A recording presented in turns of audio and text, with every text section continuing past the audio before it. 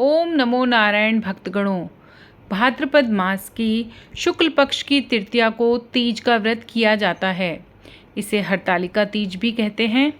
इस व्रत के करने से पुत्र पौत्रादि सुख सौभाग्य की प्राप्ति होती है। इस व्रत को सभी सुहागिन महिलाएं अपने पति की लंबी आयु के लिए करती हैं और इस व्रत को करने से उनकी सभी इच्छाएं और मनोकामनाएं पूर्ण होती हैं। इस वर्ष यह व्रत दिन सोमवार और 18 सितंबर को मनाया जाएगा। इस व्रत को निर्जला ही रखा जाता है। इस व्रत में प्रदोष काल के समय गौरी गणेश व माता शिव पार्वती की पूजन का विशेष महत्व है। पूजा का शुभ मुहूर्त है 4:59 से 6:59 तक। प्रदोष काल अर्थात सायंकाल में। कथा सुनाने से पूर्व मेरा आपसे अनुरोध है कि कथा को आप पूरा सुने, क्योंकि कथा श्रवण से भी आपको सौभाग्य की प्राप्ति होती है। कथा को बीच में ना छोड़ें। प्रसन्नचित्त होकर आप कथा का श्रवण करें। कथा को सुनते समय हाथ में थोड़ा सा फूल और अक्षत अवश्य ही रख लें। कथा सुनते समय हुंकारे भी अवश्य ही भरें। तो कथा इस प्रकार है। हरतालिका तीज व्रत कथा।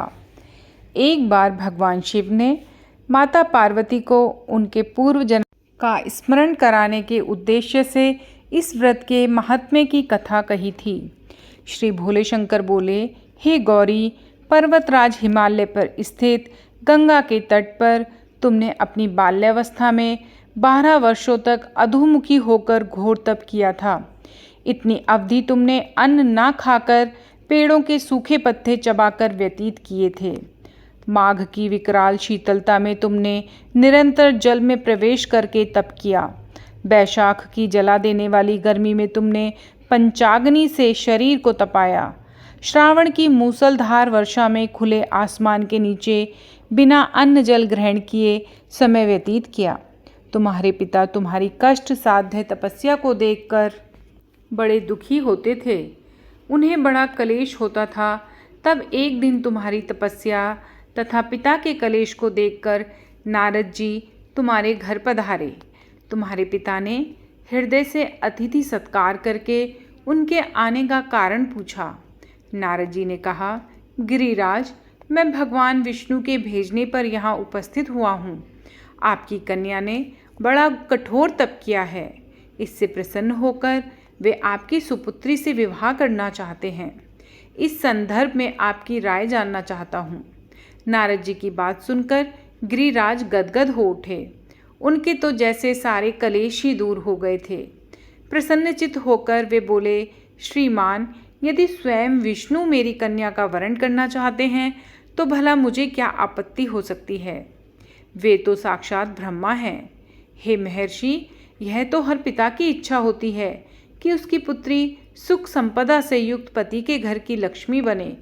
पिता की सार्थकता इसी में है कि पति के घर जाकर उसकी पुत्री पिता के घर से अधिक सुखी रहे।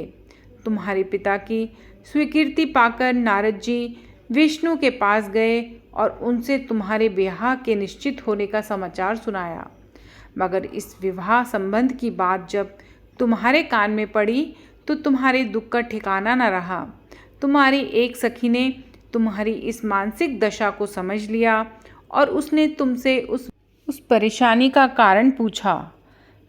तब तुमने बताया, मैंने सच्चे हृदय से शिव शंकर का वरण किया है, किंतु मेरे पिता ने मेरा विवाह विष्णु जी से निश्चित कर दिया। मैं विचित्र धर्म संकट में हूँ। अब क्या करूँ? प्राण छोड़ देने के अतिरिक्त अब कोई भी उपाय शेष नहीं बचा है। तुम्हारी सखी बड़ी ही समझदार और सूझबूझ वाली थी। उसने कहा, सखी, प्राण त्यागने का इसमें कारण ही क्या है?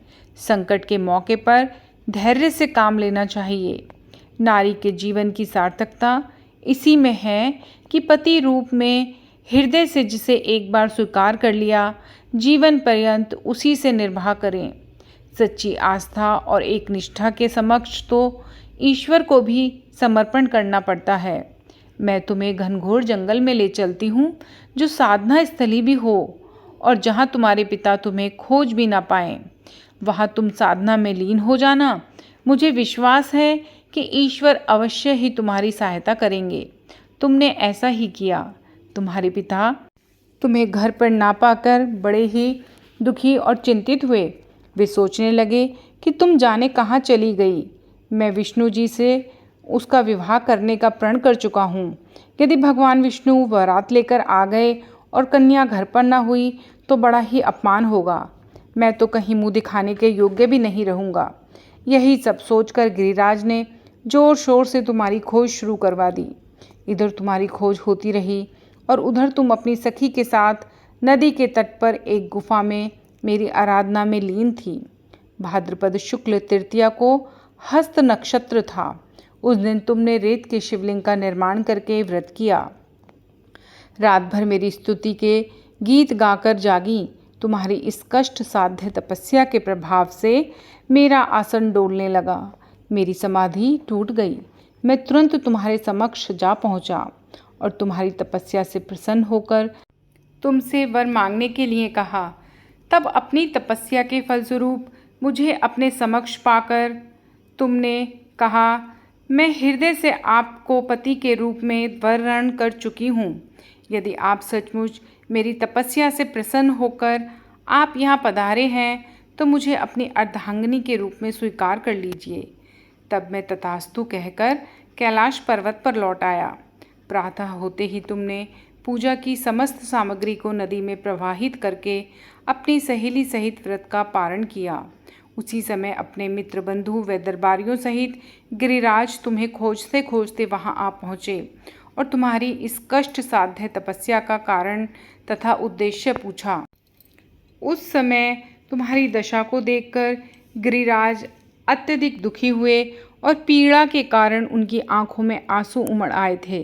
तुमने उनके आंसू पोंछते हुए विनम्र स्वर में कहा, पिताजी, मैंने अपने जीवन का अधिकांश समय कठोर तपस्या में बिताया है। मेरी इस तपस्या का उद्देश्य केवल यही था कि मैं महादेव को पति के रूप में पाना चाहती थी। आज मैं अपनी तपस्या की कसौटी पर खरी उतर चुकी हूँ। आप क्योंकि विष्णु जी से मेरा विवाह करने का निर्णय ले चुके थे, इसीलिए मैं अपने आराध्य की खोज में घर छोड़कर चली आई। अब मैं आपके साथ इसी शर्त पर घर जाऊंगी कि आप मेरा विवाह विष्णु जी से ना करके महादेव जी से करेंगे। गिरिराज मान गए और तुम्हें घर ले गए। कुछ समय के पश्चात शास्त्र लोग विधि विधान पूर्वक उन्होंने हम दोनों को विवाह सूत्र में बांध दिया। हे पार्वती, भाद्रपद की शुक्ल तृतीया को तुमने मेरी आराधना करके जो व्रत किया था, उसी के फलस्वरूप मेरा तुमसे विवाह हो सका। इसका महत्व यह है कि मैं इस व्रत को करने वाली कुंवारियों को मनोवांछित फल देता हूँ। इसीलिए सौभाग्य की इच्छा रखने वाली प्रत्येक युवती को यह व्रत पूरी एक निष्ठा तथा आस्था से करना चाहिए और व्रत में कुछ खास बातों का नियम पर भी ध्यान देना चाहिए, जैसे कि हरतालिका तीज पर तृतीया तिथि में ही पूजन करना चाहिए। तृतीया तिथि में पूजा गोधूली और प्रदोष काल में की जाती है। चतुर्थी तिथि में पूजा मान्य नहीं। चतुर्थी में पारण किया जाता है। नवविवाहिताएं पहले इस व्रत को जिस तरह रख लेंगी, हमेशा उन्हें उसी प्रकार इस व्रत को करना होगा। इसीलिए इस व्रत का ध्यान रखना है कि पहले व्रत से जो नियम आप उठाएं उसका पालन आप हमेशा करें। अगर निर्जला ही व्रत रखा था तो फिर हमेशा आपको निर्जला ही व्रत रखना पड़ेगा। आप इस व्रत में बीच में पानी नहीं पी सकते। इस व्रत में भूलकर भी सोना नहीं चाहिए। इस व्रत में सोने की मनाही है। व्रत रखने वाली महिलाओं को रात भर जागरण कर भगवान शिव का स्मरण करना चाहिए। इस दिन महिलाओं को 16 श्रृंगार करना चाहिए और साथ ही सुहाग का सामान सुहागिन महिलाओं को दान भी करना चाहिए। चतुर्थी तिथि यानी कि अगले दिन व्रत को खोला जाता है। व्रत की पारण विधि के अनुसार ही व्रत का पारण करना चाहिए। तीज व्रत में अन्न जल फल 24 घंटे कुछ भी नहीं खाना होता, इसलिए इस व्रत का श्रद्धा पूर्वक पालन करना चाहिए। तीज का व्रत एक बार अपने शुरू कर दिया तो आपको इसे हर साल ही रखना होगा। अगर किसी साल बीमार हैं तो व्रत छोड़ नहीं सकते। ऐसे में आपको उद्यापन करना होगा या अपनी सास देवरानी को यह व्रत देना होगा। मैं आशा करती हूँ कि आपको हरतालिका तीज व्रत की कथा और नियम पसंद आए होंगे। अगर आपको पसंद आए हैं तो आप मेरे चैनल को सब्सक्राइब करें, वीडियो को लाइक एंड शेयर भी अवश्य करें और कमेंट में ओम नमो नारायण अवश्य ही लिखें। ओम नमः शिवाय मित्रों, धन्यवाद।